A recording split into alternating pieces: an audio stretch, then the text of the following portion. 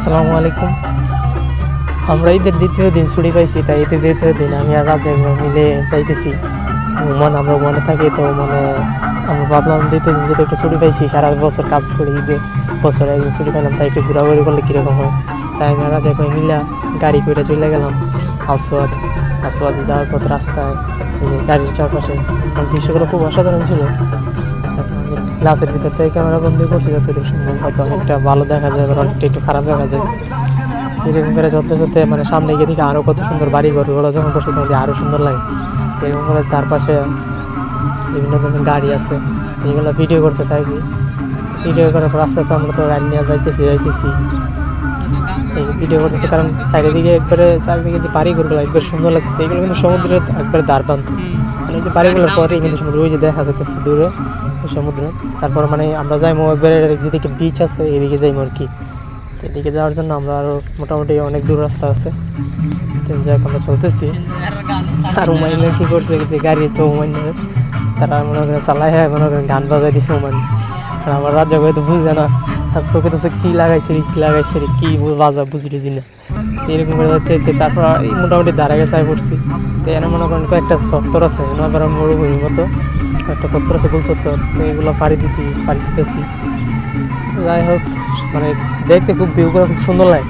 আসলে অনেকে বলে যে মানে দেখার মতো জায়গা নেই, আসলে মানে জায়গাগুলো এরকম প্রাকৃতিকভাবে সুন্দর আর কি। তারা এরকম কোনো বড় কোনো প্রজেক্ট নিয়ে কাজ করে না, তারা প্রকৃতিগুলো আরও সুন্দর করে কীভাবে মানে সবার সামনে উপস্থাপন করবে এইগুলো নিয়ে তারা চিন্তা করে কাজ করে। যার কারণে মনে করেন যে তাদের প্রাকৃতিক সৌন্দর্যগুলো তারা ধরে রাখতে সক্ষম, বা মানে প্রাকৃতিক সৌন্দর্যগুলো উপভোগ করার মতো আছে।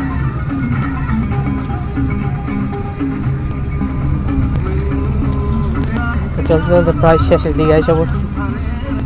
আমরা এখানে যে গাড়িগুলো যাইতেছে এগুলো আবার ব্যাগ ফেরতেছে, হয়তো অনেকে দিয়ে আইছে বা অনেকে গেছে পার্সোনাল গাড়ি নিয়ে। বেশিরভাগ তো মানুষ যা, আমরা হয়তো ফকির মানুষ, আমরা পার্সোনাল গাড়ি নিব, আমরা তো ভাড়া করে গেছি, গেলাম।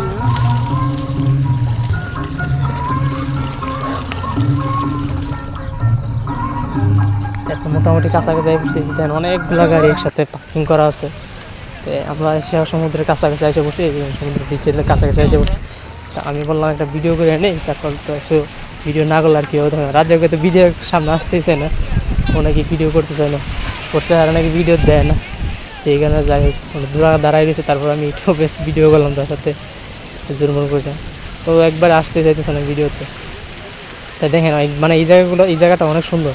এই যে সমুদ্রের মাঝখানে আছে পাহাড়, এই পাহাড়গুলো মানে এই পাহাড়গুলো একটু সৌন্দর্য আরও বেশি বাড়াই দিচ্ছে।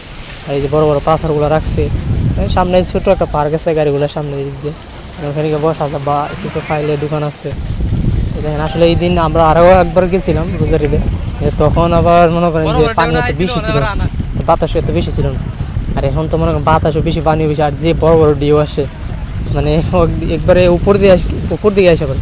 আগে আমরা নিচে বসতে পারতাম, আর এখন একবারে অনেক বড় বড় ঢেউ আসে, অনেক উপরে চলে আসে, মানে উপর থেকে বেশি নামা যায় না। যারা পানির দামে একবার পানির দামে যায় না, এইদিকে বসা যায় না, অনেক বড় বড় ঢেউ আসে, অনেক বেশি বাতাস। তো আর গরমের সময় তো এইখানে মানুষ কিছু কম, এবার তুলনামূলক আরও হওয়ার কথা ছিল। তো হয়তো ওই যে আপনার গরমের কারণে, গরম প্রচণ্ড গরম না, এই কারণে মানুষ কম আর কি। তারপর মানে সমুদ্র যে একটা বাতাস, ঠান্ডা বাতাস দেয়, আমার মনে হয় মিথ্যা ভালোবাসার থেকে, মিথ্যা নারীর মায়ের পড়ার থেকে সমুদ্রকে বসে থাকলেও অনেকটা ভালো মনে হইব, মানে ফিল অনুভব করবো।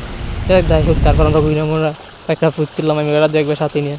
আর এই একটা পিক, সেই একটা পিক হয়েছে, তাই দিয়ে রাখলাম। সবাই ভালো থাকেন, পরে একটা ব্লগ দেখব।